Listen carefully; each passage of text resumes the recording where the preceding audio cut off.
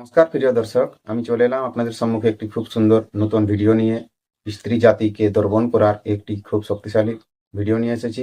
ভিডিওটি শেষ পর্যন্ত দেখবেন, কোথাও স্কিপ করবেন না। আজকের ভিডিওয়ে আমি আপনাদেরকে বলে দেব যে স্ত্রীকে কিভাবে দর্পণ করবেন। দর্পণের মানে আগে জানতে হবে। দর্পণের অর্থ কি? দ্রব্য এবং দ্রবণ, দ্রাবক। দ্রব্য এবং দ্রাবক দুইটাকে মিলিয়ে একসাথে হলেই সেটি দ্রবণ হয়।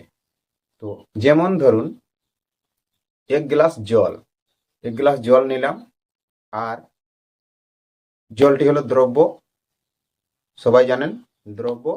এবং চিনি নিলাম, চিনি কিছু পরিমাণে 2 চামচ চিনি সেই জলের মধ্যে দিলাম। দ্রাবক, দ্রব্য প্লাস দ্রাবক, দুইটি একসাথে যখন মিলে যায় জলটি একটি কি হয়? শরবত তৈরি হয়। সেই শরবতটি হলো একটি দ্রবণ। কেমন ভাবে হলো? চিনি আর জল দিয়ে। তো চিনি আর জলকে মিলাবার জন্য দুইটিকে মিশ্রণ করতে হবে, তারপরে সেটি দ্রবণ হবে।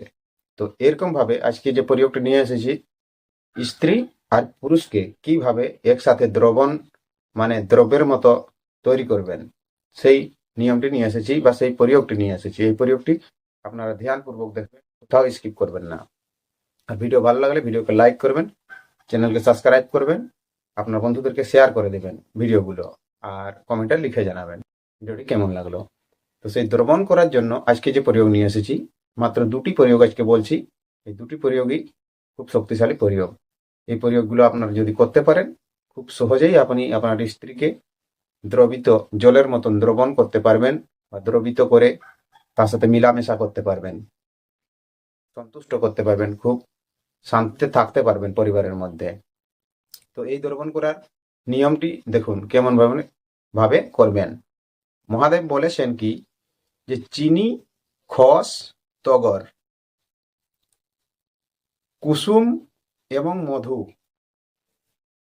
একত্রে মিশ্রিত করে, সকলকে একত্রে মিশ্রিত করে অঙ্গে লেপন দিবেন। অঙ্গে লেপন দিলেন, শরীরের মধ্যে, হাতে পায়ে অঙ্গে পুরা লেপন দিবেন।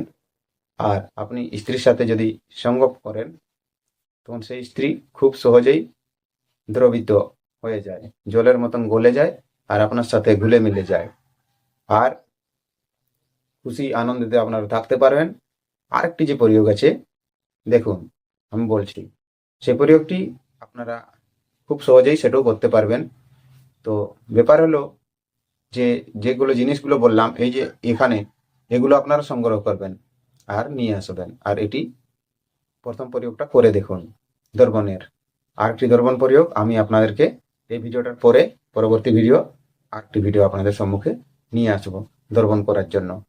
যে চিনি আর জলকে যেমন ভাবে দ্রবণ তৈরি করলাম, সেরকম ভাবে আপনারা স্ত্রী আর পুরুষকে কিভাবে একসাথে মিশ্রিত করতে পারবেন এই প্রয়োগের দ্বারাই।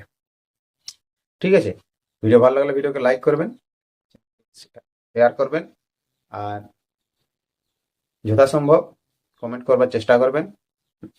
ভালো থাকবেন, সুস্থ থাকবেন। দেখা হবে আবার নতুন ভিডিওতে। ততক্ষণ পর্যন্ত আপনি আপনার খেয়াল রাখবেন। নমস্কার।